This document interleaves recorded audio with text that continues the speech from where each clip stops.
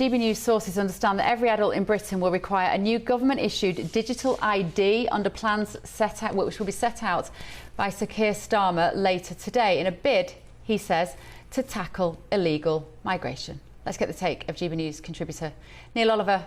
Neil, you've been talking about this for a very long time, as have I, at least 5 years. There was a terrible inevitability about it, but I always hoped this day would not come, actually.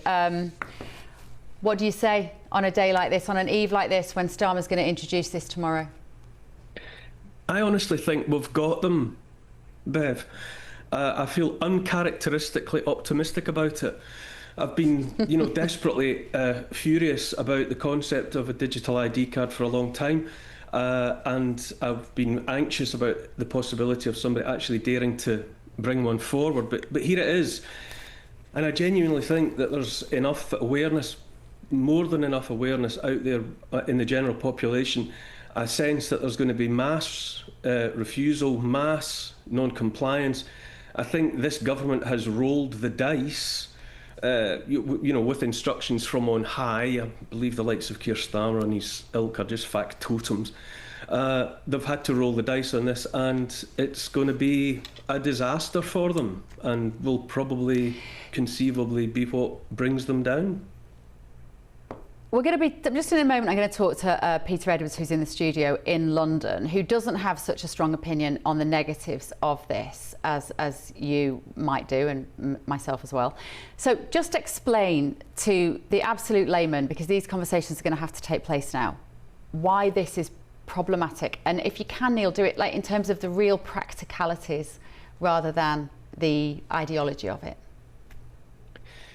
It's the way in which it brings everything together, all of the information about us, everything from health, everything about your finances, anything that you can think of that's out there in the digital sphere is brought together by this kind of platform.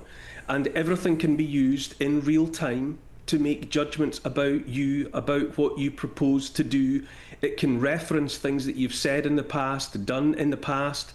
It can use anything at all that's on your record. It can relate to protests maybe that you've attended, to things that you've said, to posts that you've made on social media, to your financial status.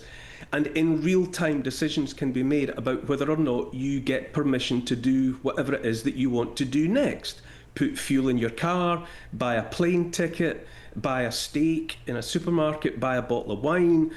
Whatever it is that you want to do, a decision can be made in advance, because what is happening here with digital ID is effectively you are being replaced with an avatar of yourself. If you imagine one of those little pieces that you move about on a Monopoly board that sort of represents you on the board, well, they have you in that digital ID, and they can decide whether or not you get to move on the board. And your hands are effectively tied behind your back.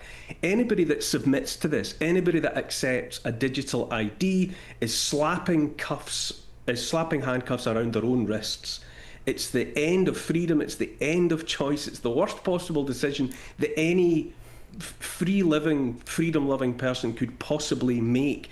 But as I say, I was pessimistic about it for a while, I'm not anymore. We've got them on this. We have them surrounded. Their arguments don't stack up. None of the reasons that they've put forward for doing this make any kind of sense. The very idea that this is going to tackle the people arriving by boats on the shores of the British Isles is absolute nonsense. It was never supposed to do that.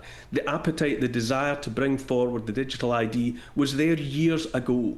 And it was understood by the people that wanted to bring it forward that the British people would not accept it. So problems had to be fomented to make people desperate to accept this as a solution. Hence the opening up of the borders and the mass immigration onto these shores that has stoked division, has stoked fear, and the hope has been that people would accept the digital ID as this solution to the problem. But it's entirely bogus. Yeah. All people have to do is not comply, and this thing falls flat on its face. And I am convinced that that is what's going to happen.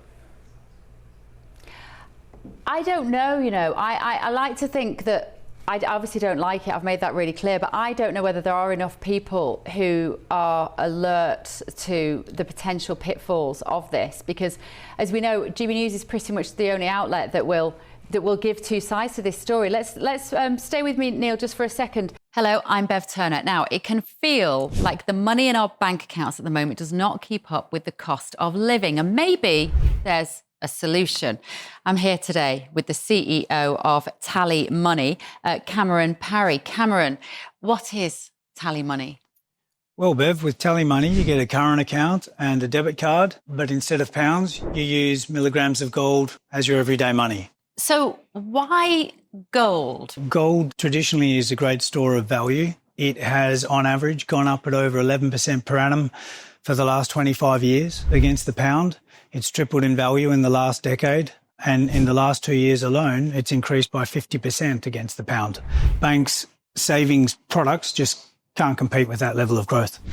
But this isn't just about gold. This is about a currency that you guys have created at TallyMoney. Explain it to me as though I'm an idiot. So, look, people need to be able to hold their earnings and build their savings in a money that retains its value and remains in their legal control and remains theirs to access, away from government control. Great. You had me at not exposed to government control. You should feel safe and happy with your money. You should have peace of mind the more money you see in your bank balance, and that's the type of thing we're trying to deliver and give people choice in the type of money they get to use every day.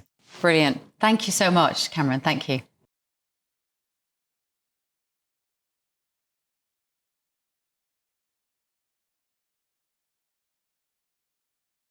Let's bring in Peter Edwards, former editor of Labourist. Peter, thank you for staying in Paddington to drop into the Late Show this evening. It's good to see you.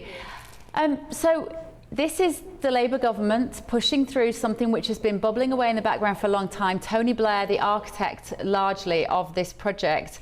What do you make of it? Could it be a positive? It could be. It could be part of the package of measures that help us tackle small boats. So we know that small boats and illegal immigration are the number one concern of the British public alongside cost of living. So I'd be wary of dismissing it before a bill has even been introduced into the House of Commons. And of course that bill could collapse under the weight of opposition. But I think it will go through in some form. And I've got to push back on what Neil Oliver said, because he conveyed this vision of a kind of Orwellian dystopia that's going to give us all nightmares, even to the extent of the state writing down and recording what we've said. That is not true. That is not what is happening. And it's not what's happening in other countries that have digital ID, like Estonia. Yeah, you're right. Tony Blair Institute, that's a think tank set up by the former Prime Minister, has recommended this for years. But think, I would say, not just for the public concern over small boats and immigration, but all the data that we voluntarily hand over to the state already to make our lives easier. Take me, for example. I earn money talking to folk like you, I pay tax and I have a child, and then you go through things like tax-free childcare and all these schemes, whether you're receiving a benefit or booking a medical appointment for the NHS app and so on and so on. We voluntarily log into stuff and hand over our details to make our life easier. And I was very concerned that Neil was summing up an image of coercion and control by the state when there's no suggestion that's going to happen. But as you know, Peter Edwards, once you give government powers, they never give them back again. It's interesting that tonight, Jeremy Corbyn has been tweeting that he absolutely rejects the idea of digital ID, at the same time that Nigel Farage is saying that he absolutely rejects digital ID. How do you make sense of that as a Labour man?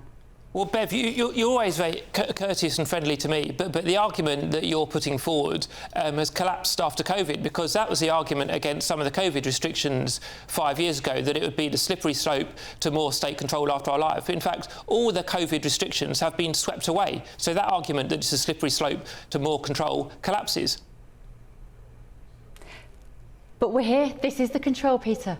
This is what the vaccine passports were the rehearsal for. And they didn't push it through, in no small part thanks to a few very loud public voices that woke up enough of the population to realise that it was going to be taking away a lot of control, a lot of their freedoms, and putting a lot of controls upon the individuals of the UK. That's the only reason we haven't had it already. The EU have been marching forward with this. It's another reason I think why it's good to not be in the EU, because we would have been there already. Just give me an idea then, Peter. Tell me this before we go. Who's your least favourite politician, either living or dead?